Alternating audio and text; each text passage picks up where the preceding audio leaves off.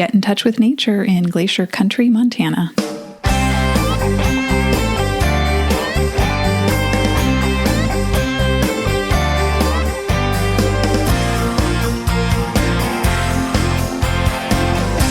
Welcome to Vacation Mavens, a family travel podcast with ideas for your next vacation and tips to get you out the door. Here are your hosts, Kim from Stuffed Suitcase and Tamara from We Three Travel. So Tamara, you just got back from a pretty fun trip to an area of the United States that I think is just gorgeous. You went to Glacier Country, Montana. So why don't you tell our listeners a little bit to start off where that is? Yeah, absolutely. I just spent a week in Northwestern Montana. So Glacier Country is like a tourism region that covers 8 counties. I can't remember exactly how many square miles, but it's like many, many, many times the state of Rhode Island.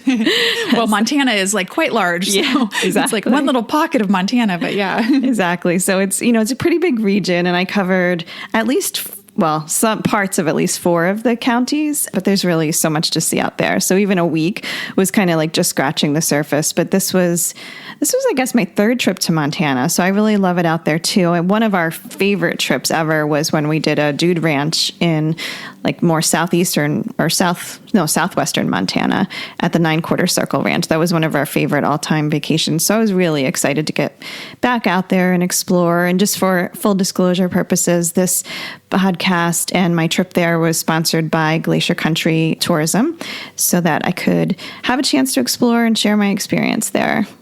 Yeah, well, I definitely want to hear kind of everything you got up to and everything you did. I know that you started off, before you started working with them, you did take the chance to go out a little in advance. So why don't you first start off and tell us where you flew into and then how you kind of got around while you were visiting the region? Yeah, absolutely. So I flew in and out of Missoula Airport, which was fairly easy. I mean, even from the East Coast, I did have to connect, but I'm not sure if you could be fly direct, but I know our friend definitely that joined me from LA was a direct flight, like 2.5 hours. So I was really surprised.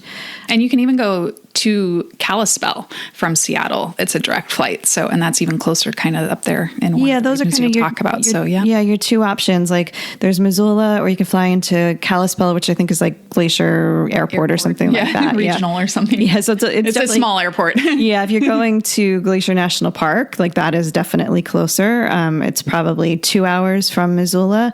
But for me, it was good. I connected through Minneapolis, which I've never been to their airport before. I've been to the city, but not the airport. And it was so easy. I kept thinking to myself, like, wow, like my option was to go through Denver, and that just always stresses me out because I feel like I'm always somehow like running from one end of a terminal to another or something, and with all the people. But getting there is, once you're there, is so easy. There's one baggage claim, you walk out and there's the car rental.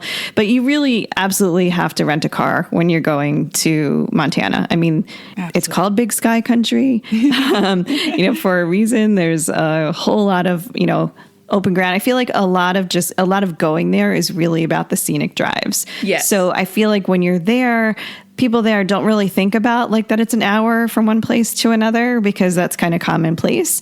Where I live on the Northeast, where everything's compacted together, that's like, wow, it's an 45 minutes to cross your whole state. Yeah. So, but it's kind of part of the experience is having the scenic drives, because you have those really lovely mountains. It kind of reminds me of Northern California for people that haven't been to Montana but have been to Northern California, where you have like the dryish kind of, hills and more towering mountains in the background, but those kind of hills with some green, pines and things on them, and just like blue sky, yellow grass. Just really just pretty country, just clean, crisp air, big open spaces, so many places to explore. So I love that.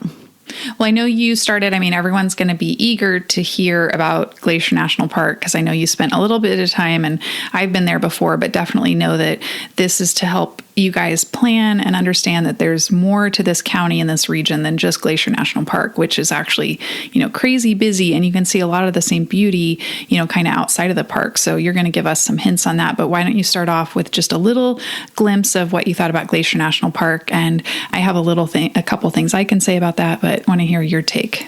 Yeah, absolutely. So my feeling was like, if I'm going to go this part of the country, I really want to see Glacier National Park. You know, it's kind of one of those things like we're all like, we know it's touristy, but we still want to see it, like the Eiffel Tower, you know. And so I went out a couple days early and I did stay in Kalispell. You know, unless you book something really far in advance, it's very hard to get into the lodging in the park.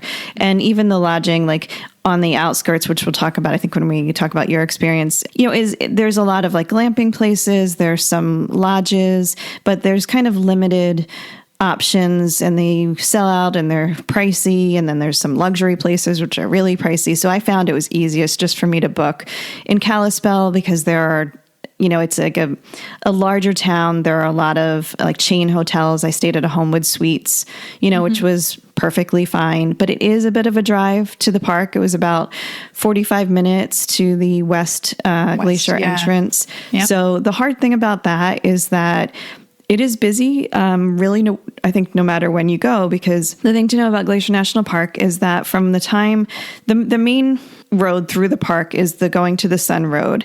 It's one of the most beautiful drives in the country. Everyone wants to do it. Doesn't open until usually late June, maybe even July because of the snow. Yep.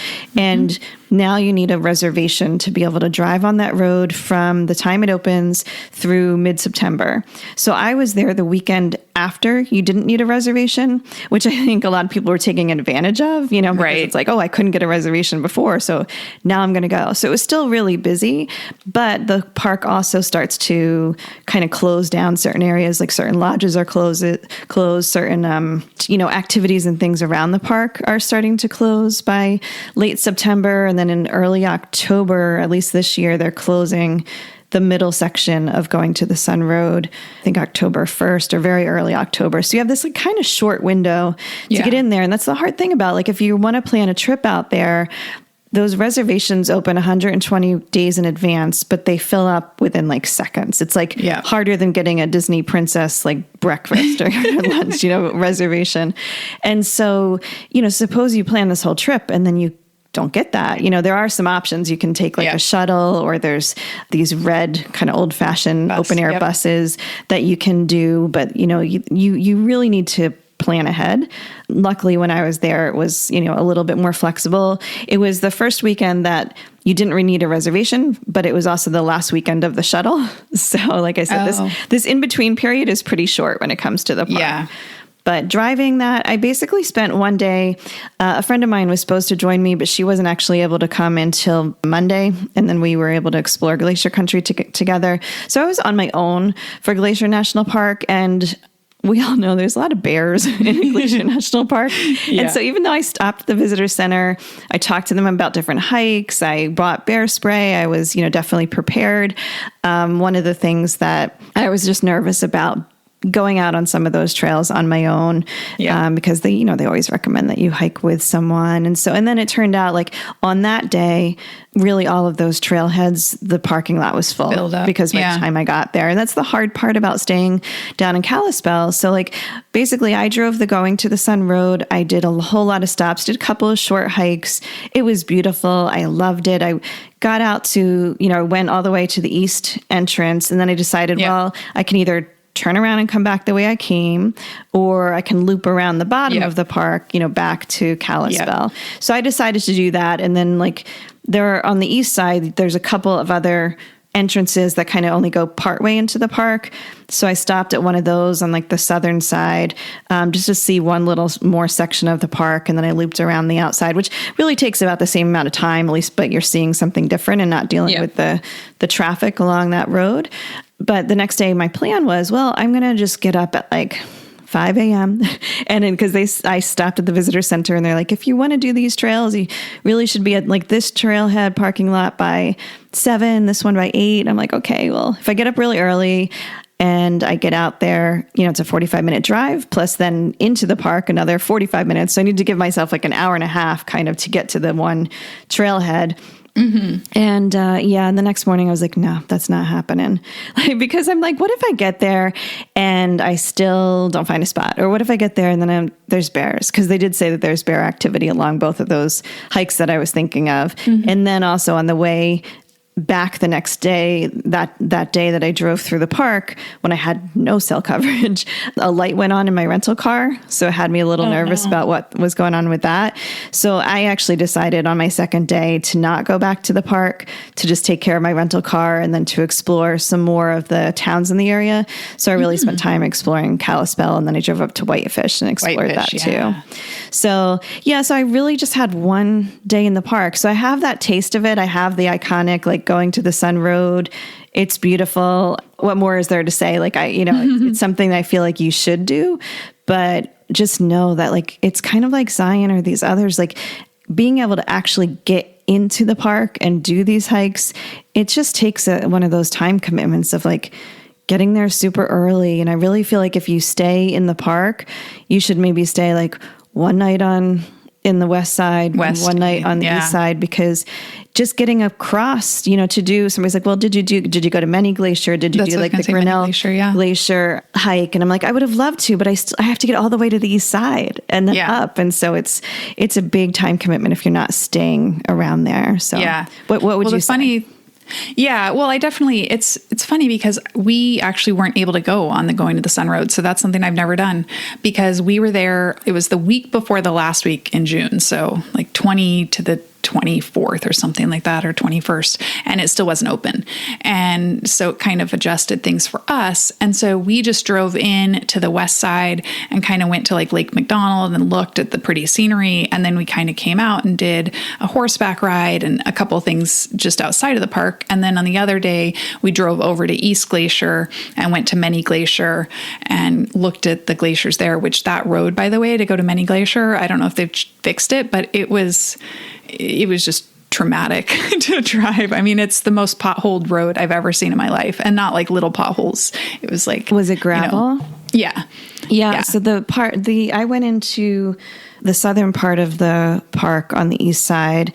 And of course, now I can't remember the name of it. Medicine, I believe. Okay. I was like, there's some like Elizabeth or something, like famous campground also like up there. Yeah. And it was also, I kept thinking to myself, wait, why did I do this? I have to drive back out this? Yeah. Because it was gravel and it was quite bumpy. Yeah. Well, the Many Glacier Road is just terrible. And then it's just kind of dead end. It's really a long way around, too. It is a long way. It really surprised me that like the only fare through the park is going to the Sun Road. Yep. Like, I thought there would be other ways to get into other sections of the park. And it's like, there's a lot of backcountry, but just from a, like, let's drive and like explore, or like if you had little kids, like there's not as much as I thought there would be. Yeah. Yeah, I agree. That's why I think I'm excited to hear kind of what you did around the area, because I mean, I think, like you said, the national park's great. You want to see it and do it. I mean, Lake McDonald it's the one that everyone has always seen this picture. I have a picture of the girls that it's like the crystal clear lake with the colorful rocks. That's most likely Lake McDonald, or it's right there around. That's Lake McDonald. Yeah. West Glacier entrance stuff. So that, that's just, people love that. And that's a really awesome thing. But during the summer and kind of crazy season, it's just covered with people. So, and I think national parks have had like a boom also, because when we went with the girls, it wasn't that busy. It wasn't too bad. And early June, but I feel like now national parks are just, everyone's doing it. And especially since you can get the national park pass for pretty, cheap. It's like $85, right? I think so. For the year. And I mean, that covers you if you go to 2 or 3 national parks a year, probably. So anyways, but yeah, I would say that's cool. One of my favorite experiences was just where we stayed, and maybe we'll go into where you stayed, but I'll quickly shout out the 2 places. So we did the Under Canvas, which I know you've talked about before.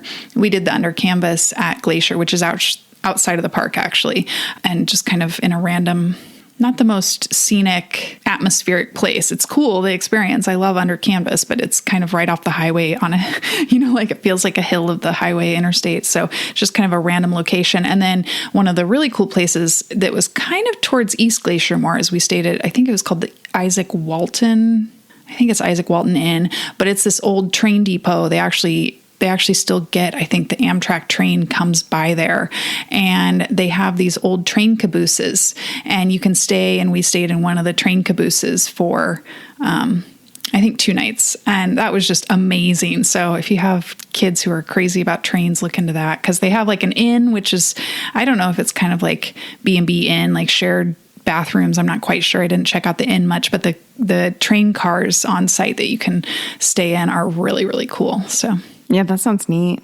Yeah, I mean, the Homewood Suites where I stayed was, it was basic. It was Homewood Suites. It was clean. It was good. It was, located near so many things. There was a short drive to downtown, and, it was kind of near like a super Walmart and a Target. And it's, like it's the kind of where you find for like hiking and getting snacks and stuff. So yeah, it's always good. Yeah. Cool. And then where else though? Because you stayed. So do you want to tell us about where else you stayed? Because you were in Kalispell for a little while, and then I really moved around a lot. So I probably did not do your typical trip. And like, when we were there, we were really trying to see a lot of the area. I think if most people would go for a few days, they'd want to settle in one spot for a little bit. But I did get to experience like a few different types of lodging that Montana has to offer. So Montana has a lot of ranches. They have a lot of lodges, and then there's like bed and breakfasts and cottages. So there's a lot, it's not a lot of chain kind of places unless you're in one of these larger towns. And part of going to Montana is kind of being out there in the nature, So yeah, I can talk a little bit about some of the places I've stayed at. One of them was called the Lodge at Trout Creek, which is basically like a really large, beautiful lodge home that was set up as a bed and breakfast. So it's privately owned. I could imagine if you went there with like a multi-generation family or like friends or a girlfriend group, it would be so fun to like take over the whole place. Cause I think there's 5 rooms there, but they're huge, and it's just gorgeous. It looks like a home that would be in one of these like magazines, like style kind of magazines. Yeah, definitely. And, it's out there in the countryside. The hosts, the husband, I think, does guiding for like hiking and hunting and things like that.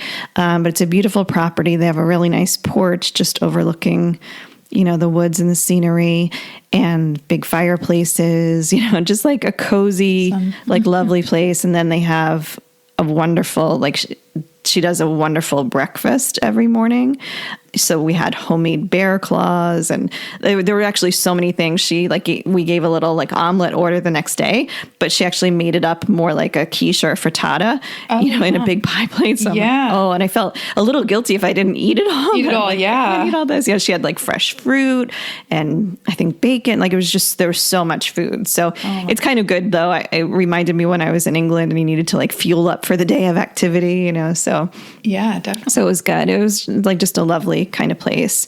And then the next night that I was there, we stayed at a place called the Bridge Street Cottages, and that was in the town of Big Fork, which is near Flathead Lake, which I don't know if you did you get to see Flathead Lake? Yeah, I didn't spend much time on there, but I know it well. We drove past it, and I know we actually have friends who are building a house just near Flathead, near Big Fork and Flathead Lake. So wow. I know the region pretty well, and I know July, they're famous for their cherries. So if you love cherries, Flathead Lake cherry. Yeah. And it seems, huckleberry is everywhere. And yeah, then definitely the cherries as well. And one of the things about the lakes there, one of the reasons why they're so clear is, so Montana and Glacier Country have this initiative called Recreate Responsibly. And so they really want to focus on people using the outdoors in a responsible way, which is the leave no trace, being responsible around wildlife, carrying bear spray and things like that. Even when you're using gas powered vehicles like ATVs or things that, staying on trails and all that kind of stuff. But with their lakes, they have programs so that every watercraft that goes into the lake, from boats to paddleboards, needs to be inspected to make sure they're not bringing any invasive species into the lakes. And so there you have these, beautiful, clear lakes because they've been protected and taken care of.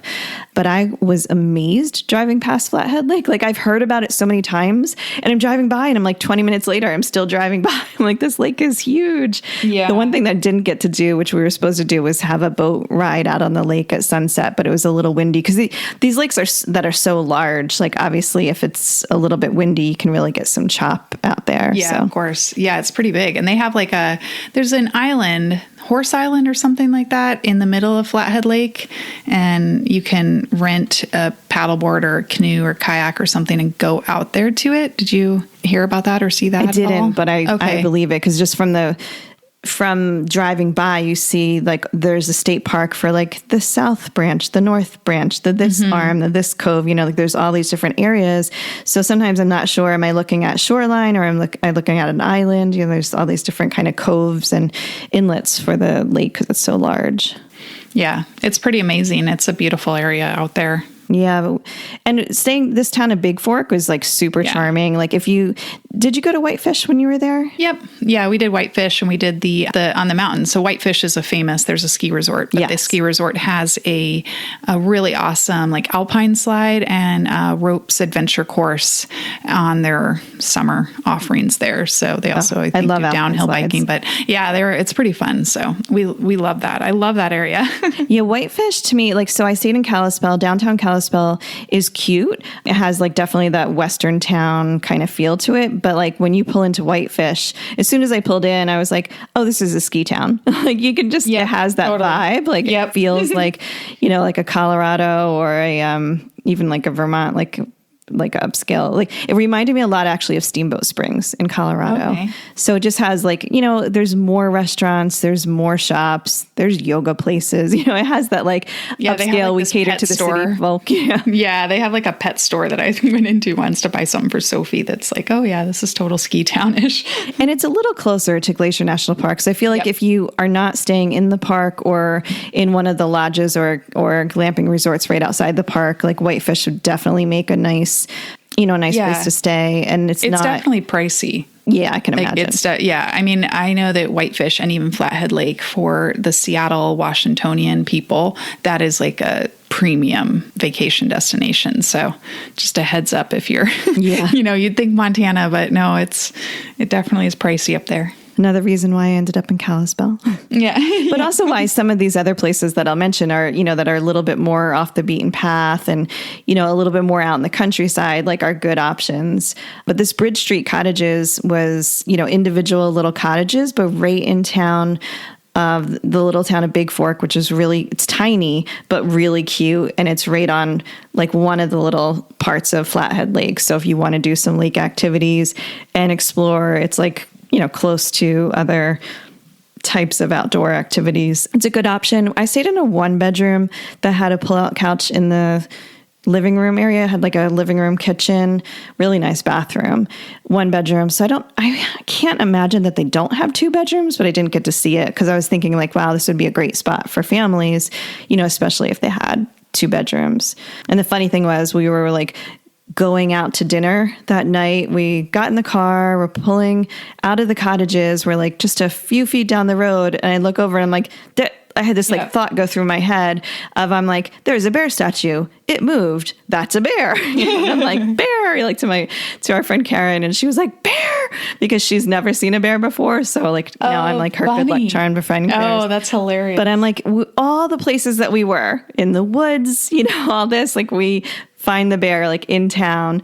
And so we like pull over and like, again, being responsible, we stayed away from it. We just like rolled down the window to take a picture and video of it. But it was actually like walking through like a park and trying to check out the garbage can there. So it was like looking for snacks and like a fisherman. I was shocked to see that garbage can wasn't a bear-proof one. Same. Almost every park. I'm like, what was that? I saw your video of it. And I'm like, why is that not a bear-proof can? We were like, how in Montana are there not bear-proof like garbage cans? But this fisherman walked up and we were like, well, there's a bear. And he was like, oh, and then the bear saw him and ran away. And he was obviously a local because he's like, oh, that bear startled me earlier today. He was like chewing on apples in so-and-so's house. And I'm like, well, we don't know who so-and-so is. But exactly. We were just like, you could tell we were tourists, plus our rental car had like Florida plates, but we're like, it's a bear, it's a bear, and we're all scared. And meanwhile, these other people are like walking up like to look at it. And it was right near like a little river. So the bear ran down towards the river. So we drove to the other side of the river, like waiting to see if we could see it like down in the water. And what happens? The bear comes walking across the pedestrian bridge. Like, oh, very nice of him to use the bridge. Well, when you said somebody was a fisherman, it's like, I certainly don't want to smell like fish when I'm bears out there, right? Like, but it's so funny how casual they are. They're like, oh, I know. It startled me the way, like, if you walked around the corner and you saw a deer would startle you. Yeah. But deers don't eat you, Yeah, well, especially it was a black bear. And I do know that, like, that's much more, like, black bears are kind of... Yeah, they're more skittish. So they're more skittish. It's not a big deal. So if it was a grizzly bear, then we got some issues. Yeah. Well, then I would be like... how are we getting from our car to our cabin? Exactly. Yeah.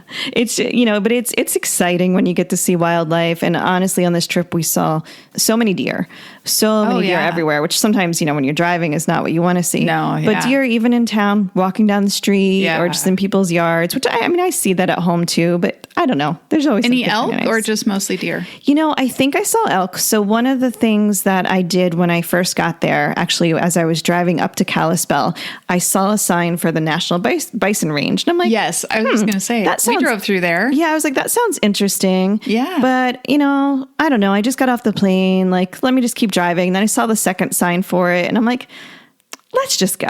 So I pulled in and it was a bit of a drive out there, but then I get there, I go to the visitor center and they're like, well, to do the loop is 2 hours. And I'm like, oh, I don't have that much time. Like I have a dinner reservation.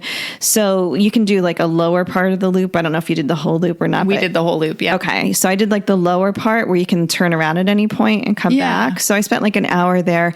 Saw tons of bison, which again is always cool. Like, I don't care if you've seen them before or not. It's it's fun. Yeah. It's cool. Fun. Yep.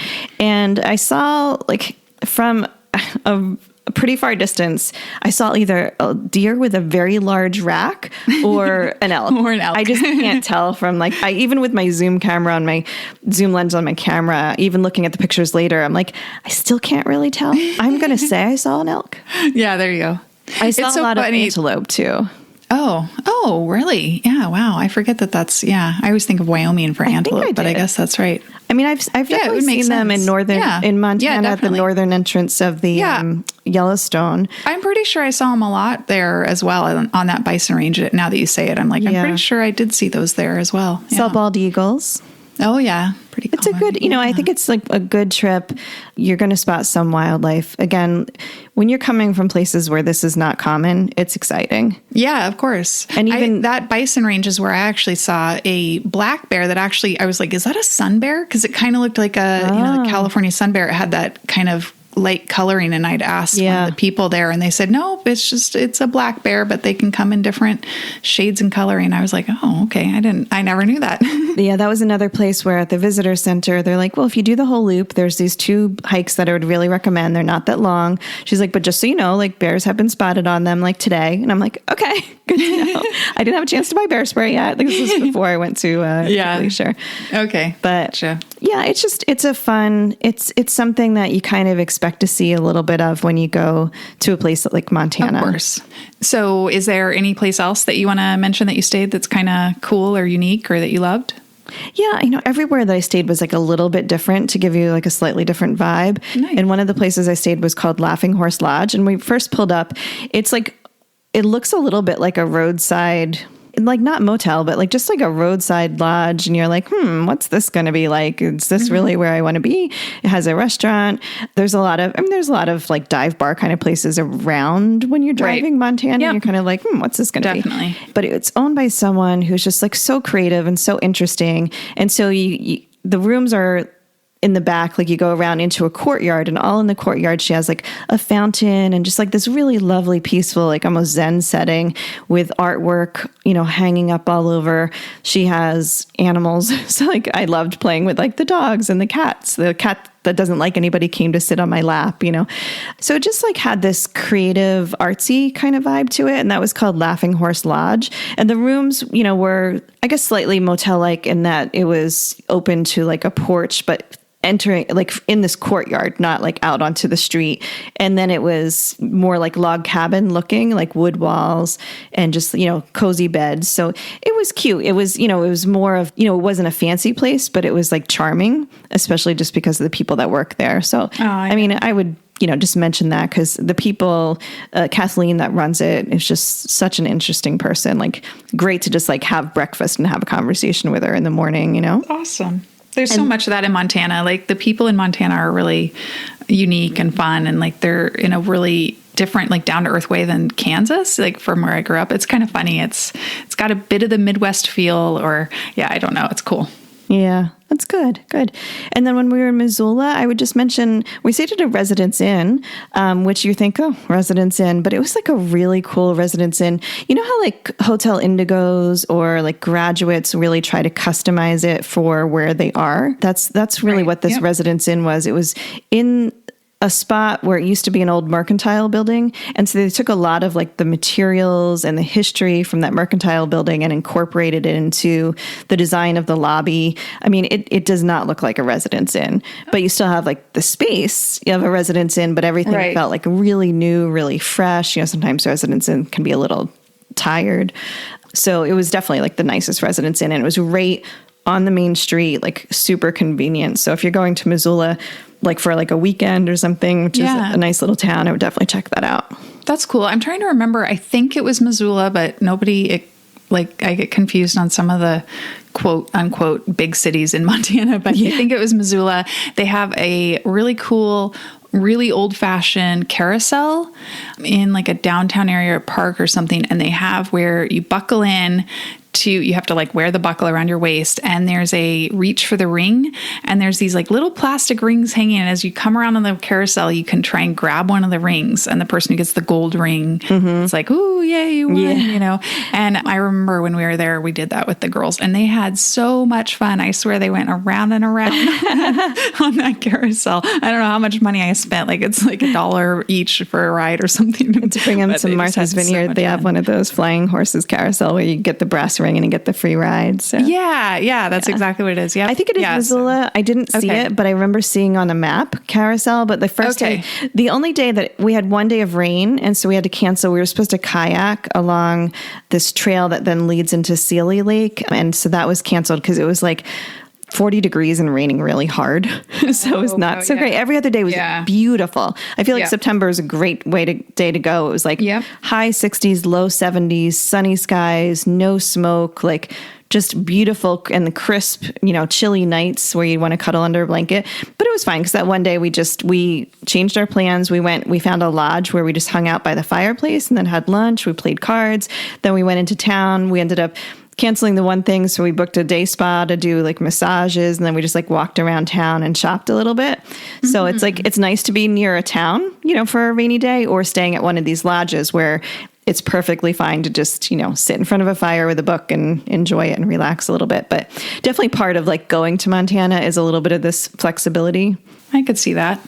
So we've covered a little bit about the national park and, of course, the Bison Reserve and a couple of things around there. What other cool things did you do when you were visiting Glacier Country? There are a couple things I definitely want to mention, and I don't want to make it seem like these are the only things, because everywhere I drove, I'm like going past this national forest and this state forest and this state park, and like there's just so much there, so many lakes and things.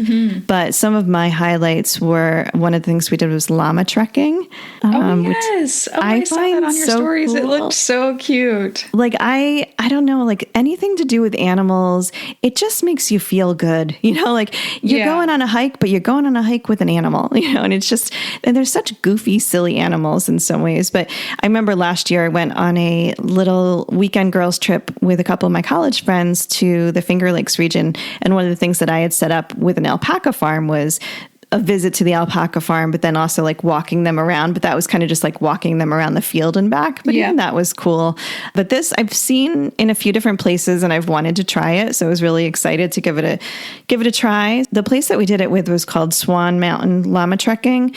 And they typically will do a group up to, I think maybe 10 or 12. And if they have it that large, they'll have 2 guides. Okay. But because we were there in that shoulder season, we were the only people. So it was like us and a guide. So it was the 2 of us, and we each had a llama that we met and basically just led through the path. It was a 5-mile hike. Was it a loop or out and back? It was out and back. So basically we loaded up the llamas with like our lunch stuff, which they provide, walked in. Parts of it were hilly. And it was funny because I'm like, wow, why does my day pack feel so heavy? Like I just walked for 84 miles in England. Shouldn't I be used to carrying like a day pack? And it took me until like the next day when I'm like, oh, I totally forgot to take my laptop out of my backpack. Oh. So, but it was, it wasn't flat. Like there was definitely some hills to climb and such. So I guess when you keep in mind, like your mobility or your activity level, but it wasn't like a challenging hike, it was on the easy to moderate side. And then we arrived at a waterfall and had lunch, sitting by the waterfall, hung out there for a while, and then trekked back out. And it was just really cool. Like I said, like just getting to kind of interact with the animals and just a fun way to do a hike. And honestly, I'm happy to do guided hikes in places like that because number one, like the trails, like, I'm not like even just driving to this trailhead, like you drive past all these trailheads, or these entrances that then split off into like 6 branches for all these different trailheads. So unless you're like really following like all trails or some kind of good hiking guide, you may not know like which ones to do to begin with, but then to be with a guide that is going to also help you scare away bears is great. And then we didn't have to carry our lunch or anything because the llamas were doing that. So it was fun. Yeah, that's awesome. I think I would love to do something like that. I wonder if the llamas help, like if they would make, because I was thinking of that, like, this is my thing in Montana, like hiking with lunches is like, okay, what do? You hike and then you have food out in the wilderness. Like, is that going to attract other animals? I wonder if llamas would help like keep other animals away.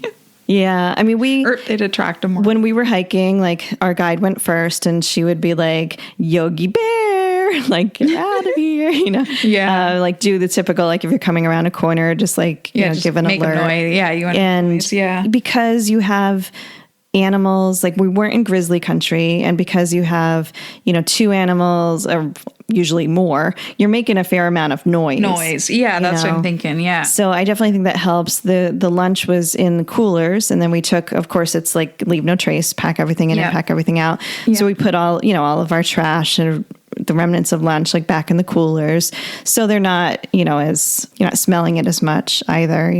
It felt it felt good. very safe. Felt good. We only I saw think that'd be awesome. A couple of other people. Like once when we were coming back, we passed like 3 ladies, which is funny. That night they were just going to hike to the waterfall on their own, and then that night they saw us actually at the lodge where we were having dinner, and they were like, "Llama girls." And we're like, "Yep, that's us." Small town life. Yeah.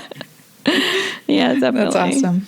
What else did you get up to? Anything else you want to shout out? Yeah, a couple of other things. I mean, I did mention that a couple of our activities were canceled because of the wind and the rain. Yeah. Like, so the wind one night, it was a beautiful day, but and it was a bummer we couldn't do that sunset sail because we watched the sunset by the lake and it was really pretty. And then the kayaking. So I definitely, if I went back, I would really want to do something on one of the lakes because I feel like that was missing from the itinerary, but, no fault of anybody with the weather. Yeah, exactly. That's one of the things with shoulder season, right? Like you kind of risk that a little bit. I mean, you risk it almost any season, but yeah. And that's why I think it's just good to have backups and be flexible and like going in with that frame of mind, like knowing what alternatives there are. But the other thing that we did that I really liked is we visited Kootenai Falls and Suspension Bridge. So it's a bit of a drive. We're actually seeing signs and I'm like, oh, we're actually not far at all from northern Idaho. Because I'm recognizing some names and even like Spokane, it's like not too far. Yeah, I know. You go right across, like Idaho's that little sliver there. And you're also really close when you're in Glacier. Their sister park across in Alberta. Waterton. Yeah, Waterton. Yeah. I know a lot of people like to kind of combine that. So yeah, actually I have a friend from Idaho that just recently did that. She did Glacier, then she went up to Waterton and then up to Banff and Jasper even. Yeah. Kind of made it one big, one big trip. Yeah. But the Kootenai Falls and Suspension Bridge, I guess there's old suspension bridge, from what I've heard from the people that were there, used to be kind of sketchy, but now it's like really nice. So it's an easy, maybe mile hike down to the suspension bridge, and then you can kind of walk along a bit of a gorge. It's really following a river. It's not a tall gorge, but it's, a bit of a, river banks, with these beautiful rapids, going by.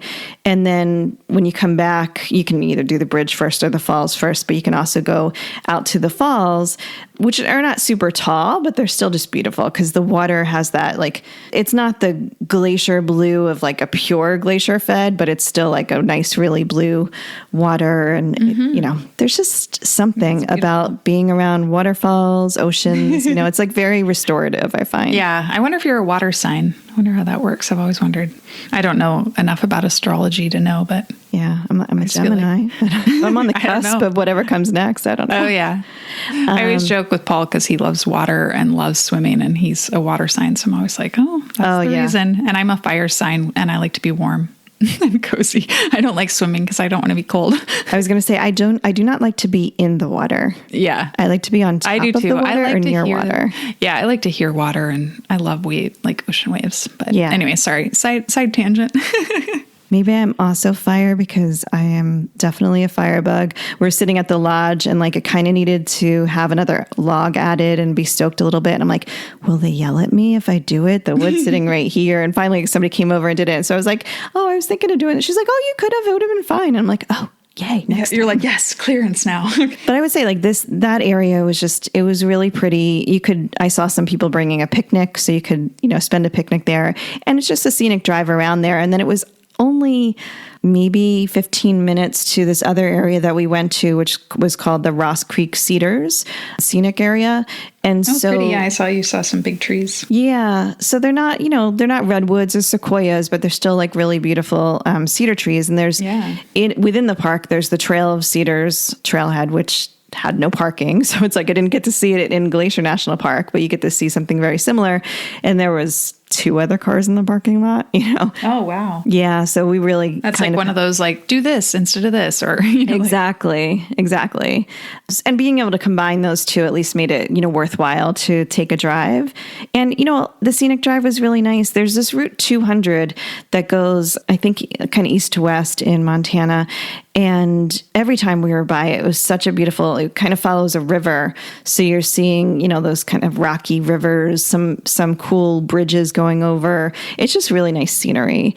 So that's nice. I think, think of it as like, we're going to take scenic drives, we're going to get out and we're going to take some hikes to see some pretty, waterfalls or, trees, sites like this. So it's just a way to get into nature. Well, it sounds like you guys had a lot of fun, and it's cool that you saw so much of the area, kind of outside the park, and got to really experience some unique things. But why don't you maybe wrap us up with some final tips for anyone who's maybe thinking about planning a trip out to that area, to Glacier Country, and kind of give them anything they need to know when they're doing their planning?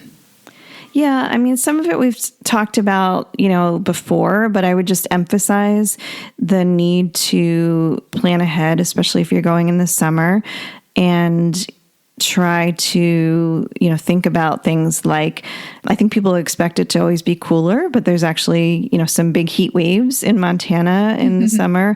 And there's also fire season in Montana. So I really absolutely loved going in September. We're there just as the color was starting to come out for fall. But like I said, the weather was really beautiful. And, it just felt like such a nice time to go. Like, outside of the park, things were not as crowded. And honestly, I'm sure inside of the park, it wasn't as crowded. I just think it's pretty much crowded there, like while that road is open. Yeah. I don't think there's any getting around that. But I would just encourage people to, even if you want to do the park, don't make that like your whole trip, because really you're going to get frustrated with the crowds and things. Like you'll have so much of a better time if you spend most of your time exploring Glacier Country outside of the park, is what I would say. And then I would just say, like, make sure you're prepared. Like all the things we talked about, like if you're going to go on a hike, if there is a way to check and see what activity has been around, that's good. If there's a visitor center or something, but otherwise definitely bring bear spray, use, smart common sense, when it comes to like making noise and giving a shout when you come to a corner of the trail, just to let anybody know to get out of the way, especially those black bears, because they will usually... Yeah, they want to get away. Yeah. And just, leave no trace. Like when we were at the suspension bridge, I saw somebody just like drop a bag of trash. And luckily it caught in the webbing of the suspension bridge, and I was able to pick it up and then bring it out and throw it away, because it otherwise would have blown right down into the river. And I'm like, why do you do this? Like, you're in such a beautiful place. Like, even when I was in Glacier National Park, I stopped at this one overlook, and it was just a stunning valley. And there was a couple kind of down the path standing there, taking it all in. I'm like, oh, what a beautiful scene. And I get closer to them and they're like smoking. And I'm like, oh, geez. How do you even do that in a place like this? But I also saw, like, when we were at the Cedars, a lot of people had carved their initials into things, and they had made those rock cairns, which, are really only supposed to be made as trail markers. So there's a lot of that. And I would also say, like, there are 2 different Native American reservations there, so you need to be mindful. I know during COVID, some of those areas were closed because they were protecting the local communities. But, it's a good time to try to learn a little bit about local cultures and, just showing the respect for that. So that's really what I would kind of leave with when it comes to tips. Awesome. I think that's good. I was going to say, I was trying to think of, I had one more. Oh, the bear spray. You can't fly with bear spray, obviously. I mean, I think most people would know that it's aerosol. So make sure if you are buying some, you can't buy it in advance and bring it with you. So. And I will say, I saw a couple of lodges offered bear spray with their stay for use while you're there. Yeah, you can do rentals. Yeah. And then there was one, in Glacier National Park, the Apgar campground does rentals. I knew I wasn't going to be coming back that way, enough. So I did buy it. But it's like $45 or $50. $50, yeah. And hopefully you're not going to use it. So I at least, because I knew someone there, I had dinner the last night with someone from the Glacier Country Tourism Board. I was able to give it to her and say, here, you have this give this to the next person that comes or whatever. Yeah, but exactly. Yeah, when I've been in Canada, I've just left it for the housekeeping. And exactly. No need for. Yeah, it's nice but that's something to keep in mind. Oh, there's one other thing I would mention. I forgot. The first night that we were there, we went to Quinn's Hot Springs. So there's actually a lot of hot springs around this area of Montana. And some of them are more natural hot springs where you're going to find the algae and things. Yeah. But this one was with actual pools and you can buy a day pass, but you have to do it in advance because they only sell a certain number per day, because it's also an area that has cabins. So it's mostly for people that stay there, and it does book up even to stay there a year in advance. So you want to book that in advance, but they provide towels. They have a beautiful locker room. You can have drinks. There's a restaurant where we had dinner. So if you want a nice, clean hot spring experience where it's fed by the natural hot springs, but doesn't have the downsides of a natural hot springs. Yeah. Then I would check that out. Yeah, they always feel weird in some ways, though, because I feel like I'm taking a bath with a bunch of strangers, but kind of like a communal hot tub at a hotel. But they are pretty neat. And I love the ones where it's more of a resort experience where, let's go in the afternoon and we'll relax, and then we'll have happy hour drinks, and then we'll go to dinner or something. I think it's really cool when they That's what this was. And they had different pools with different heats. You know, so it felt, and you're there looking up at the mountains. Yes, so exactly. Definitely had more of that resort type feel. Yep. Yeah. I love those. Awesome. Okay. Well, thanks for all the tips. I'm sure that you will eventually be getting some blog content, but everyone can go to your, Instagram stories on @We3Travel and see some of your highlights and stuff if they want to get an insight and see the big bear that's getting into the garbage. And hopefully and the cute llamas. Definitely. Hopefully by the time this is out, I'll have an article out and I'll link to it in the show notes as well. Sounds good. Well, thanks for joining us for another week here at Vacation Mavens, and we'll talk to you again soon. Talk to you soon.